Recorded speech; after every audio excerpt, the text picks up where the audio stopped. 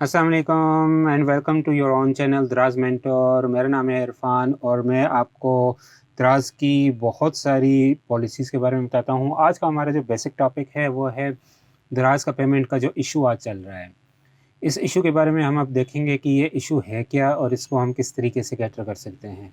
बहुत सारे सेलर्स को इस दफ़ा पेमेंट ट्रांसफ़र नहीं हुई, लेकिन वो कह रहे हैं कि हमें पेमेंट ट्रांसफ़र कर दी जाए जितनी जल्दी हो सकती है।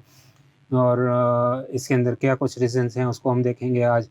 वीडियो को आगे बढ़ाने से पहले मैं कहूँगा कि आप मेरे इस चैनल को सब्सक्राइब करें, लाइक करें, शेयर करें इस वीडियो को, कमेंट करके मुझे बताएं कि क्या इश्यूज़ आपको आ रहे हैं और क्या उसका सलूशन यहाँ पर आपको मिला या नहीं।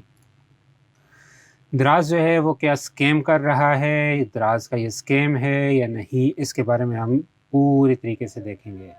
हम इस वीडियो के एंड तक सारी चीज़ें आपको पता चल जाएंगी कि क्या ये स्कैम है या फिर इसके अंदर कोई टेक्निकल इश्यूज़ हैं। हमें क्या कुछ करना है, सबसे पहले उस चीज़ को हम देखेंगे कि ये वाला इश्यू को रिज़ॉल्व करने के लिए सबसे पहली चीज़ क्या होनी चाहिए। सबसे पहले ये है कि आपने जो सबसे पहली चीज़ ये है कि आपको पता होना चाहिए कि आपकी पेमेंट रिलीज़ में है या टू बी रिलीज़्ड के अंदर है। रिलीज़्ड एंड टू बी रिलीज़्ड का आपको डिफ़रेंस मैं बता देता हूँ कि टू बी रिलीज़्ड जो होती है वो पेमेंट होती है जो कि आपके वीक के अंदर जमा हो रही होती है और वो ट्रांसफ़र हो रही होती है किसी स्पेसिफ़िक डेट पर आपके अकाउंट के अंदर। और रिलीज़्ड कौन-सी हुई, इसके अकॉर्डिंगली वो वाली पेमेंट जो कि आपके अकाउंट के अंदर दराज़ ने ट्रांसफ़र कर दी हुई है। यहाँ तक तो हमें सब कुछ क्लियर हो चुका है, लेकिन असल जो है इश्यू आता है हमारा टू बी रिलीज़ के अंदर थी, वो रिलीज़ के अंदर ट्रांसफ़र हो गई है लेकिन हमारे अकाउंट के अंदर नहीं आई।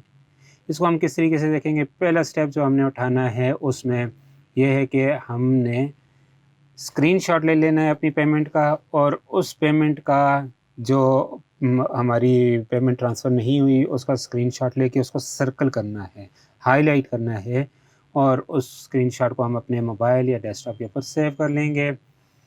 बैंक अकाउंट स्टेटमेंट हमें पीडीएफ फॉर्मेट के अंदर चाहिए होगी और उसको हम अपने मोबाइल या लैपटॉप के ऊपर सेव कर लेंगे और फिर हम दराज की लाइव चैट के साथ कांटेक्ट करेंगे। उनको हम कहेंगे कि हमारे पास ये 2 एविडेंस हैं, पहला कि स्क्रीनशॉट और दूसरा बैंक अकाउंट, हमारी पेमेंट हमारे अकाउंट के अंदर ट्रांसफ़र नहीं हुई।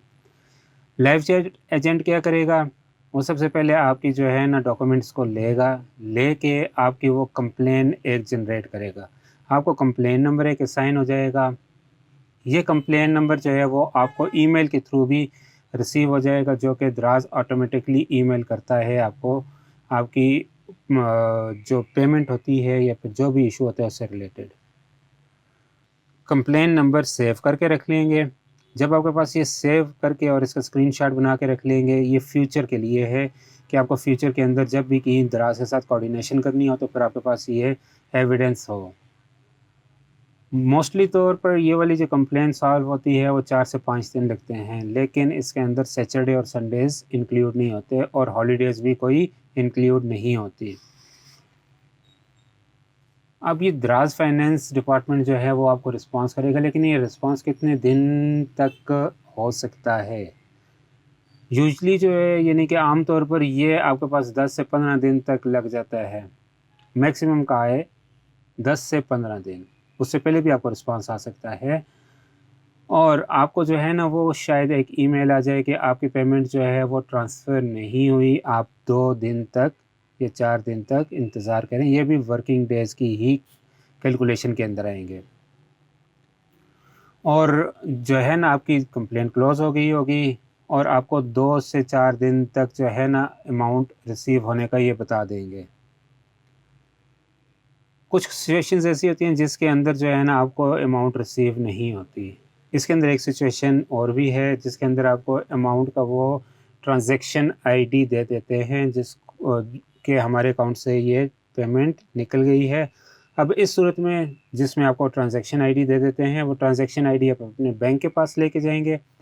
बैंक आपसे उस ट्रांज़ैक्शन आईडी को चेक करेगा अपने अकाउंट स्टेटमेंट के साथ और टैली करेगा कि आपके अकाउंट के अंदर ये पेमेंट आई है या नहीं आई और फिर आपको उसका बताएगा कि ये अमाउंट आपके अकाउंट के अंदर आई है लेकिन अभी तक रिफ्लेक्ट नहीं हुई, यानी कि इसको हमने ड्रॉप नहीं किया। इस सिचुएशन के अंदर आपको बैंक से कोऑर्डिनेशन करनी पड़ेगी, बैंक आपको बताएगा। जब बैंक ये कह देगा कि आपकी पेमेंट ट्रांसफ़र नहीं हुई, तो फिर आप दोबारा से दराज़ के पास जाएँगे, उनसे कहेंगे कि ये हमारी पेमेंट ट्रांसफ़र नहीं हुई, मीनवाइल आप बैंक से कोई भी एविडेंस उनसे लिखवा लेंगे। यहाँ तक तो हमारी वो आ गई कि हमारी अमाउंट जो है उन्होंने पोस्ट कर दी, लेकिन हमारे अकाउंट के अंदर ट्रांसफ़र नहीं हुई, या फिर ट्रांसफ़र हुई तो उन्होंने ट्रांज़ैक्शन आईडी दे दी, और फिर हमने बैंक के साथ कोऑर्डिनेशन किया। कोऑर्डिनेशन करने के बाद हमने उनसे उन्होंने बताया कि आपकी अमाउंट अभी ट्रांसफ़र नहीं हुई। फिर हमने क्या करना है, हमने दोबारा से जो क्लोज़्ड है हमारी कंप्लेन, उसको लाइव एजेंट के पास जाएँगे और उससे कहेंगे कि हमारी कंप्लेन को रीओपन करें।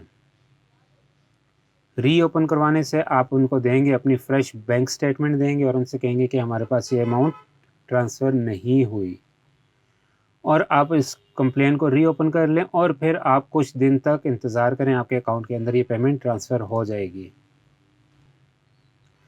अब बात तो ये है कि हमें कितना अरसा लग जाएगा ये हमारी पेमेंट जो है हमें रिसीव होने में। उसका जवाब ये है कि ये मिनिमम 30 डेज़ और मैक्सिमम 50 डेज़ तक ये इशू चल सकता है। अब हम ये जानते हैं कि ये इतना टाइम क्यों लगता है, वो इसलिए कि आपकी कंप्लेन है ना, वो उससे पहले भी बहुत सारी कंप्लेंट्स आई हुई होती हैं। यानी कि कंप्लेंट्स बहुत ज़्यादा होने की वजह से आपको जो है ना थोड़ा-सा टाइम ज़्यादा देना पड़ जाता है।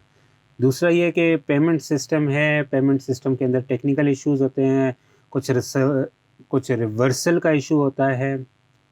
अब रिवर्सल का इशू क्या होता है उसके बारे में भी हम जानेंगे कि कुछ बैंक्स होते हैं, उनकी पॉलिसी होती है कि रिवर्स करते हैं डिस्प्यूटेड अमाउंट को कुछ टाइम लिमिट के अंदर।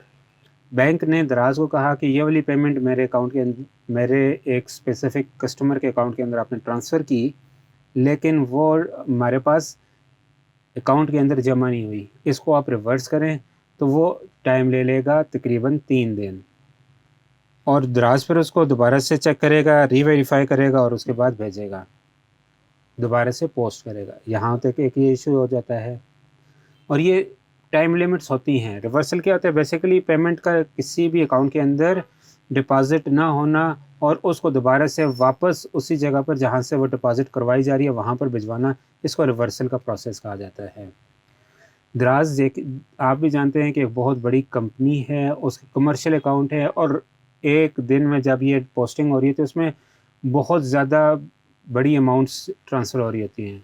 मिसाल के तौर पर एक सेलर है, उसका 50,000 रुपये का पे आउट है, एक का 2 लाख रुपए का है, एक का 5 लाख रुपए का है। ये अगर सारे जमा किए जाएँ तो फिर ये मिलियंस के अंदर अमाउंट चली जाती है। तो इसमें प्रोबेबिलिटी होती है कि कहीं न कहीं कोई इस तरह के इश्यूज़ आ जाएँ, तो इन इश्यूज़ को कैटर करते हुए टाइम लग जाता है। तो ये टाइम जो है ना हमारा, इस टाइम को दराज़ जो है ना वो कहता है कि आप हमें इतना टाइम दें, इंशाल्लाह आपकी ये पेमेंट ट्रांसफ़र हो जाएगी। अगर आपको इसके मुतालिक फिर भी कोई क्वेश्चन है तो फिर आप मुझे बताइएगा लाज़मी। असल वजह ये है कि दराज़ जो है ना वो चाहता है कि उसकी जो ये ट्रांज़ैक्शंस हैं उसका ये सारा सिस्टम स्मूथ हो जाए। उन्होंने अपना सॉफ्टवेयर अभी अपडेट किया है, लज़ादा के ऊपर लेके गए हैं। लज़ादा वो सॉफ्टवेयर है जो कि इस टाइम पे वर्ल्ड वाइड चल रहा है और बेस्ट सॉफ्टवेयर में से एक सॉफ्टवेयर है। आप लोग इस चीज़ को भी जानते हो कि थोड़ा-सा वेट करने से आपकी अमाउंट आ जाएगी। दराज़ कोई भी स्कैम नहीं करता किसी भी किस्म का पेमेंट्स के अंदर। दराज़ का क्रिस्टल क्लियर जो है वो सिस्टम है। हाँ, कहीं कुछ इश्यूज़ आ जाते हैं जिसके ऊपर आपको लग रहा होता है कि यार स्कैम है। अगर किसी की अमाउंट जो है वो 30 दिन से ज़ायद रुकी हुई हो तो वो वाक़ई ही ये सोचना शुरू कर देगा। वो वाक़ई ये सोचने पर मजबूर हो जाएगा मेरी पेमेंट जो है वो तो रुक गई है, और लगता ये है कि दराज़ ने हमारे साथ स्कैम कर दिया है। सच ऐसा कोई भी नहीं है कि दराज़ आपके साथ कुछ स्कैम कर रहा हो। तो मैं यहीं पर इस वीडियो को क्लोज़ करूँगा। आप सब लोगों का बहुत-बहुत शुक्रिया जिन्होंने मेरी इस वीडियो को देखा। अगर कमेंट करके मुझे बताएँगे कि कोई इश्यू आपके साथ इस वक़्त पेमेंट के रिलेटेड चल रहा है तो फिर उसका सॉल्यूशन भी आपको मैं प्रोवाइड करूँगा। चूँकि मल्टीपल ऑफ इश्यूज़ होते हैं, उन इश्यूज़ को उसके लिहाज से सॉल्व किया जाता है।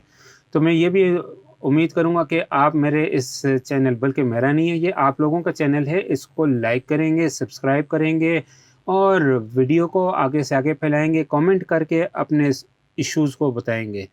उम्मीद है जो नए आने वाले सेलर्स हैं उनको भी और जो पुराने वाले सेलर्स हैं उनको भी इस वीडियो से फ़ायदा हुआ होगा।